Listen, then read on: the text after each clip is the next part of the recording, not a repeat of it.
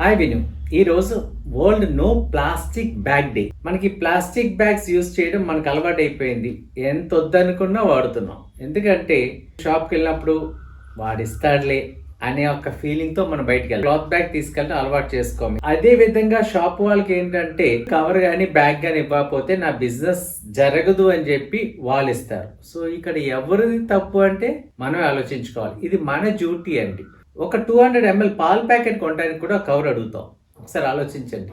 ఆ పాల ప్యాకెట్ చేతితో పట్టుకురావచ్చు, ఇంటి నుంచి ఒక క్లాత్ బ్యాగ్ తీసుకెళ్ళచ్చు. ప్రతి దానికి ప్లాస్టిక్ కవర్స్ వాడుతున్నాం. ఒక సర్వేలో తేలింది ఏంటంటే 1% of the plastic bags are reused, recycled. మిగతా 99% ఏంటంటే ఎర్త్ మీద భారం కింద ఉండిపోతుంది. ఇది డీకంపోజ్ అవ్వదు. ఈ ప్లాస్టిక్ కవర్స్ డీకంపోజ్ అవ్వాలంటే 100 to 500 years పడుతుంది. దీని వల్ల ఏంటంటే నదీ జలాలు ప్రకృతికి హానికరం, జీవరాశులకు హానికరం, వాటర్ బాడీస్ పాడవుతున్నాయి, మన పిల్లల ఆరోగ్యం కూడా పాడైపోతుంది. ఎందుకంటే ఈ ప్లాస్టిక్ కవర్స్ మళ్ళా మంట పెట్టి తగలబెడితే దాంట్లో వచ్చే టాక్సిక్ గ్యాసెస్ మన జీవితానికి హానికరం.